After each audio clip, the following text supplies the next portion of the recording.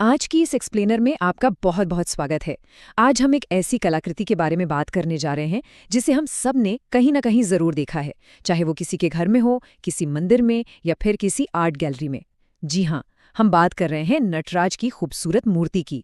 देखने में ये भारतीय कला का एक शानदार नमूना लगती है, लेकिन सच कहूं तो इस सतह पे दिखने वाली सुंदरता के पीछे एक ऐसा गहरा रहस्य छिपा है जो प्राचीन दर्शन और आज के आधुनिक विज्ञान दोनों को आपस में जोड़ देता है।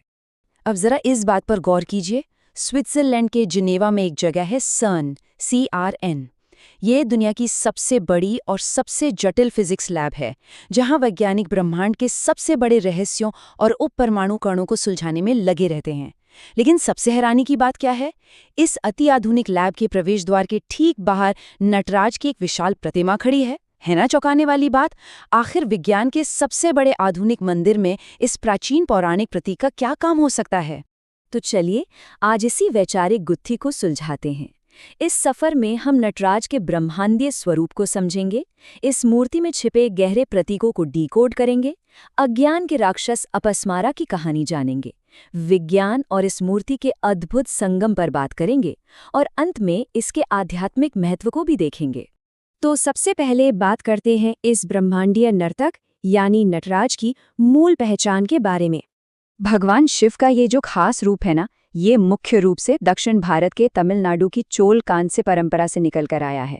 अगर हम नटराज शब्द को ही देखें तो ये दो शब्दों से बना है। नट जिसका मतलब है नृत्य और राजा यानी स्वामी। भारतीय दर्शन में एक बड़ी ही दिलचस्प और अनूठी सोच है कि दिव्यता को नृत्य करने में सक्षम होना ही चाहिए।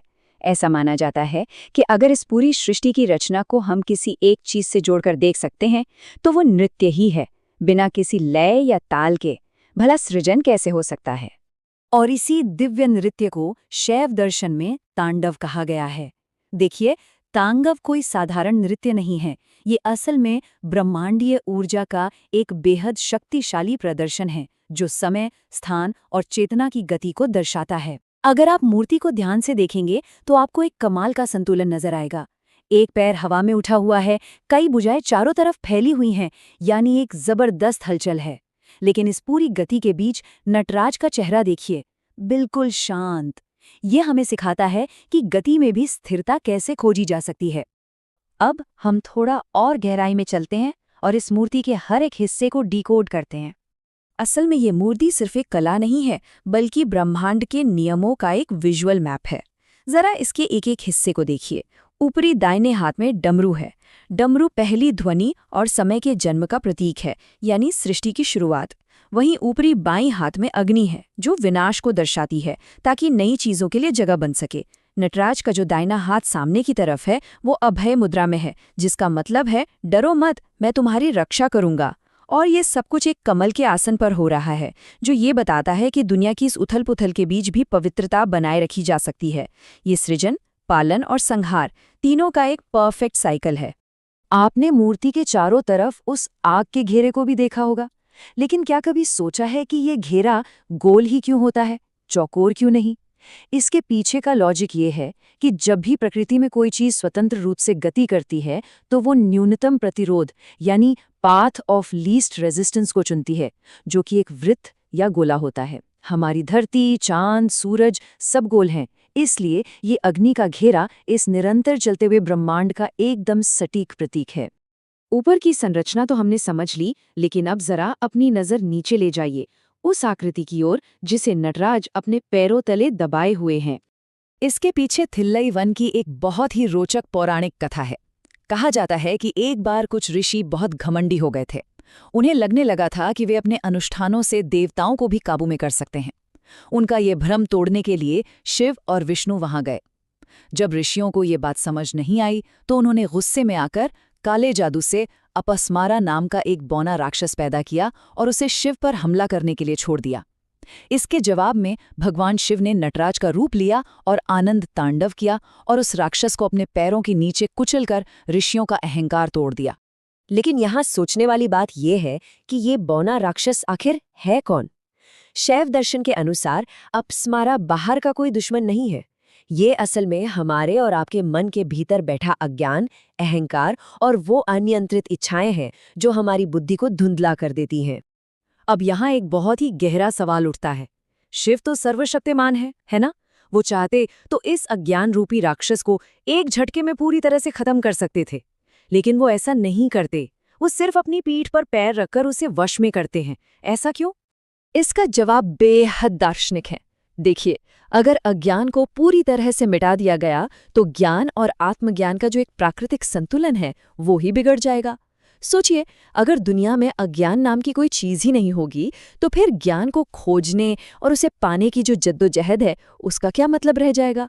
शिव हमें ये समझाते हैं कि सच्ची समझदारी अज्ञान को जड़ से मिटाने में नहीं है, बल्कि उसे जीतकर अपने काबू में रखने में है।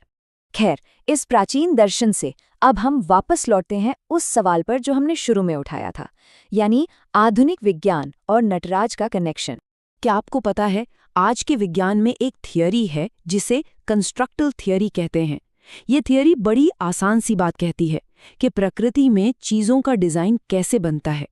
आप चाहे एक छोटे से एटम को देख लें, किसी इंसान के शरीर को देखें या फिर पूरे ब्रह्मांड को, उनका जो मूल डिज़ाइन है वो एक जैसा ही होता है।